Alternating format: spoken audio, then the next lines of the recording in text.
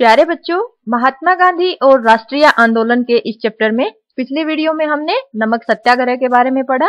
गांधी जी की नमक यात्रा के बाद अंग्रेजों को यह एहसास होने लगा था कि उनका राज भारत में ज्यादा दिन तक नहीं टिक पाएगा और भारतीयों को सत्ता में हिस्सेदारी देनी पड़ेगी। इसी के चलते ब्रिटिश सरकार ने लंदन में गोलमेज सम्मेलनों का आयोजन शुरू किया।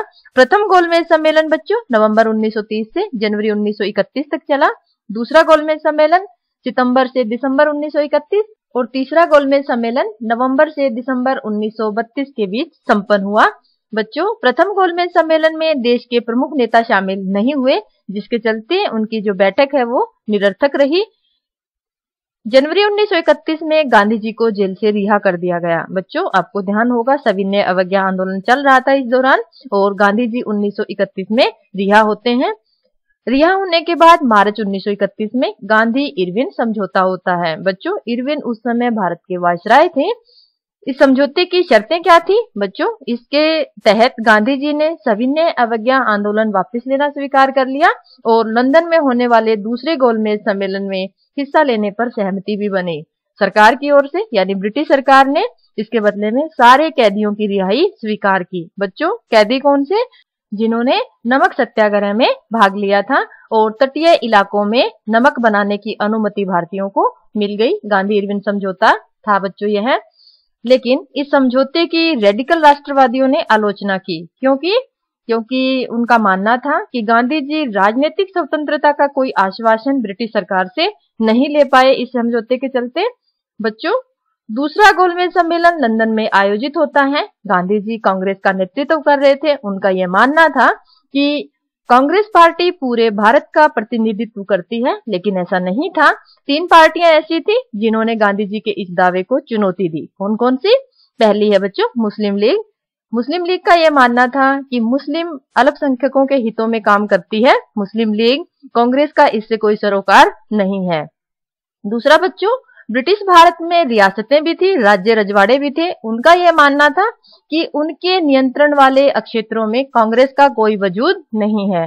तीसरा, B.R. अम्बेडकर जो निचली जातियों का प्रतिनिधित्व कर रहे थे बच्चों, उनका यह मानना था कि गांधी जी और कांग्रेस पार्टी निचली जातियों का प्रतिनिधित्व नहीं करती। तो कहने का मतलब यह है कि गांधी जी ने जब यह कहा कि कांग्रेस पार्टी पूरे भारत का प्रतिनिधित्व करती है, तो उनके इस दावे को 3 पार्टियों ने चुनौती दी, जिसके चलते बच्चों दूसरे गोलमेज सम्मेलन का कोई नतीजा नहीं निकला और गांधी जी वापस आते हैं निराश होकर भारत और आकर सविनय अवज्ञा आंदोलन फिर से शुरू करते हैं। लेकिन बच्चों, तब तक जो लोगों का जोश है वो ठंडा पड़ चुका था।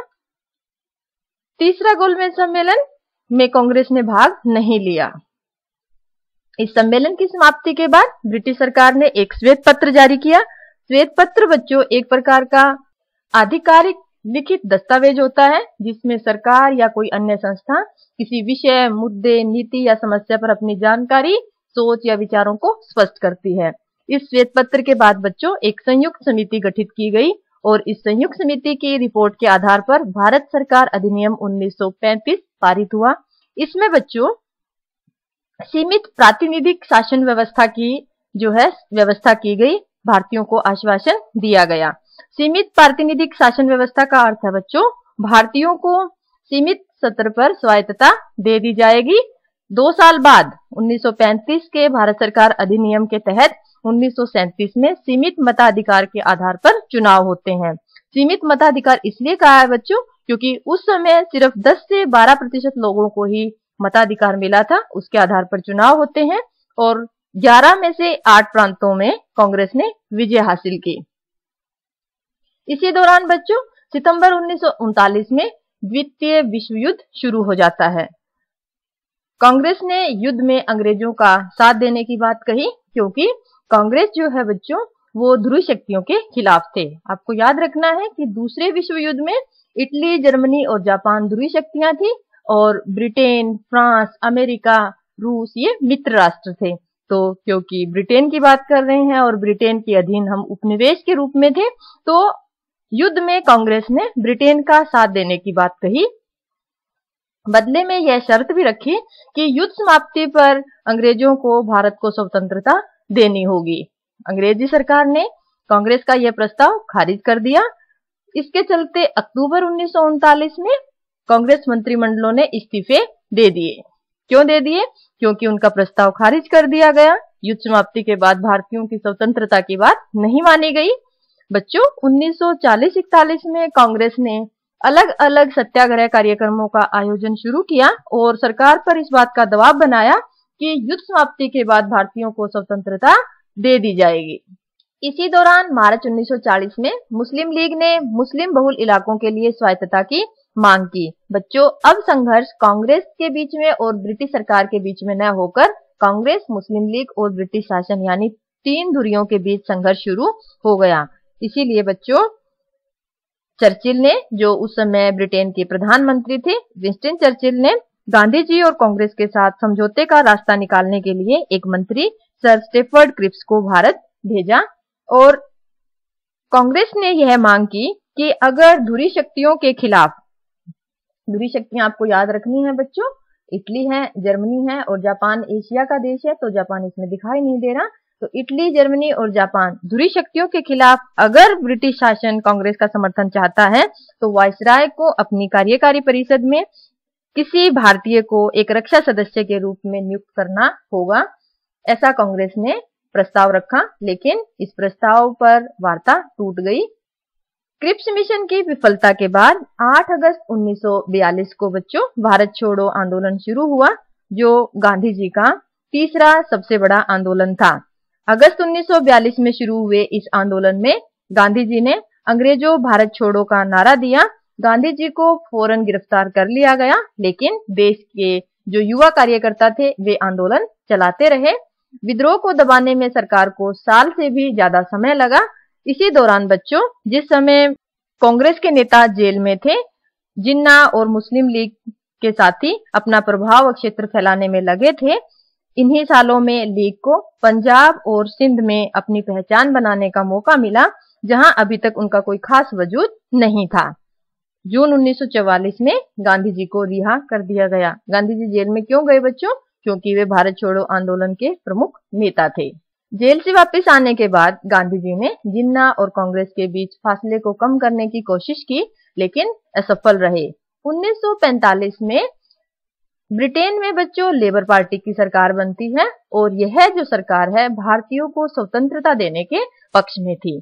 वायसराय लॉर्ड वोवेल ने कांग्रेस और मुस्लिम लीग के प्रतिनिधियों के बीच कई बैठकें की और 1946 की शुरुआत में प्रांतीय विधानमंडलों के लिए नए तरीके से चुनाव करवाने की पेशकश की गई। हालांकि इन चुनावों में भी जो मताधिकार था वो सीमित थे, केवल 10 से 12% लोगों को मताधिकार था बच्चों। लेकिन सामान्य श्रेणी में कांग्रेस को भारी सफलता मिली और आरक्षित सीटों पर मुस्लिम लीग को भारी बहुमत मिला। 1946 में कैबिनेट मिशन भारत आया और इसका प्रमुख उद्देश्य था कांग्रेस व मुस्लिम लीग को नई संघीय शासन व्यवस्था पर राजी करना। नई संघीय शासन व्यवस्था में भारत को विभिन्न प्रांतों में सीमित स्वायत्तता देना था, लेकिन यह वार्ता भी विफल रही।